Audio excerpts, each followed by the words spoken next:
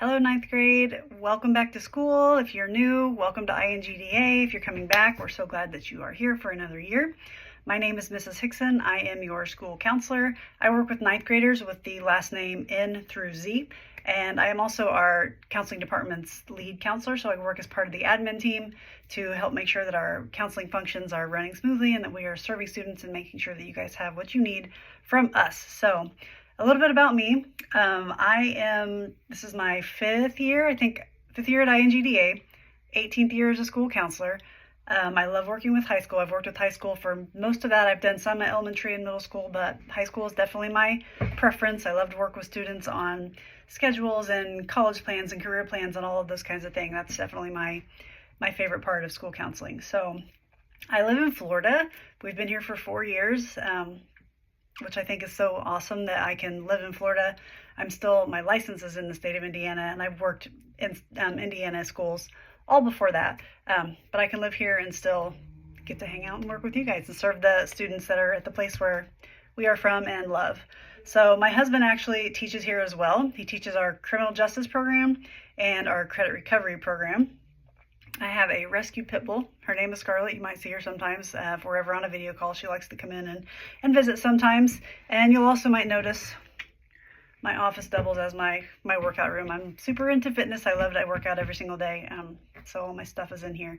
Also, I love donuts. If you could see my office, which you can't, I have all kinds of donut stuff that people have bought me over the years that kind of decorate my office. So that's just a little bit about me.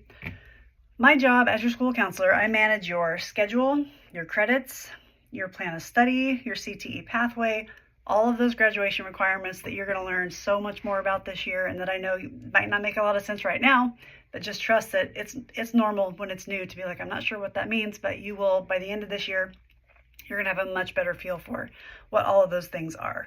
So new diploma requirements. If you were here last year, probably even if you weren't here last year, you had a presentation from the 8th grade counselors or the high school counselors that talking to you a little bit about the new high school diploma requirements, choosing your classes for this year. So the state of Indiana has changed the Indiana diploma graduation requirements starting with your class. So things are a little bit different than if you had an older sibling or someone who's graduated from high school in the last few years.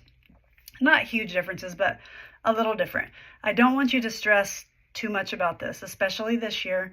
All ninth grade students are taking the same things regardless of which diploma path you're taking, regardless of your plans after high school. So Miss Rakes and I will be working with ninth graders this year, and we're going to talk to you this year. You're going to learn more and more about those diploma requirements. We're going to make sure that you have everything in place that you need. So please don't worry too much about that just yet. So probably the biggest change for high school, what I would like to tell you is most important, your grades matter. Like, you have to earn credits to get your diploma. You earn a credit every time you pass a class. So that means you cannot fail a class in order to earn your credit. So your grades are super important in high school. You have to have D's or higher to be able to earn your credits. And you have to earn 42 credits. You have to pass 42 specific classes to be able to graduate from high school. So making sure you are keeping up with your work, communicating with your teachers, attending classes, all of those things to make sure that your grades are passing so that you earn those credits the first time around. If you don't pass a class, you have to retake it until you pass it. So that means credit recovery, summer school, re-sitting through a class that you've already done. We don't want you to do that. So we want you just to pass it the first time, check it off, the ninth grade classes off the list, so that when you're in 10th grade, you're not back taking ninth grade classes. You will have what's called a plan of study. So we have a whole new operating systems this year. If you aren't aware, we switched from your old OLS system to, we're now using PowerSchool, we're using Canvas, we're going to use a program called Naviance, which is where you will access your graduation plan, your 4-year plan of study. So your teachers, counselors, administrators, we are all learning along with you kind of how these systems work. So we've had a very busy summer. We've had a very busy last couple of weeks trying to get everything done for you guys last minute. But you will access your plan of study, which is your 4-year plan. We kind of map out what you're going to take 9th grade, what you're going to take 10th grade, 11th grade, 12th grade, what's your CTE pathway, what's your diploma type. We're going to have that all put together in a nice plan for you in a system called Naviance, which you can't access yet because it's not quite ready. But as soon as it is, we will get you looking at your plan of study. So I mentioned all ninth graders basically take the same things. So you are all going to be in English 9, Algebra 1, World History, most likely ICP, Integrated Chemistry and Physics for Science, PE or Health, and then your CTE career elective. For some students, if you took algebra in 8th grade for high school credit, you might be in geometry. Some students might be in some honors classes, you might be in honors biology. So there could be a few differences. A few of you might have world language, have Spanish on there if you've indicated that you 100% are college bound, and that was a class we talked about you taking last year. If you didn't, that's totally fine. You can absolutely take it next year. But everyone's in those same classes. So those are not classes you can drop. So you can't message me and say, Mrs. Hickson, I really don't want to take algebra. I'd like to drop that. Algebra is a required class. Everything you're in is a required class in 9th grade. So just know that. I mentioned your CTE pathway, and when we presented to you last year and you chose, that's your one career class. So one of the graduation requirements is that students take 6 credits in a specific career area. So if you chose, you're going to be in that already. If you're new and enrollment asks, they should have asked you that as well, and you would have been able to choose. If you didn't choose, you got automatically placed into hospitality or business pathways. You can change that. You have 1 week to let me know if you want to make a change, and we can change that. So take a look at your schedule on the first day of school. Make sure you're in the right classes. Like if you took algebra last year for high school credit and you see that you're in algebra, that's something you're going to want to let me know. So you're going to want to let me know if you see conflicts, like you have 2 classes at the same time, anything that looks off on your schedule. You're going to want to let me know on the schedule change form. If you are a week 1 student, if you are new throughout the year and you're watching this, you can just email me directly and let me know if there's something that you need to change. What else? You'll receive quarterly-ish emails from me just kind of checking in. I like to there's so many of you, but I like to send an email and say, hey, I'm here if you need me. How are things going? How are your grades? Or do you have any questions? Do we need to look at your grad plan? Or is there anything I can do for you? To those, you can just respond, a simple email response saying, Mrs. Hickson, things are great. Good to know. If you have a question, that's a time to let me know so that we can get your questions answered. Make sure that you have what you need for this school year. Sometimes I also will host some office hours. So if you see those and those are just open, you can pop in if you ever have a question or need something. It is important at virtual. The way we communicate with you most is through email. So we know it's annoying, but you got to check your email, get in the habit of checking it. Really, you need to check it every day. That's the most way the school is going to communicate important information to you. We also send out a monthly newsletter from the counseling department that has important stuff in there for you. So just please try and get in the habit of checking your email.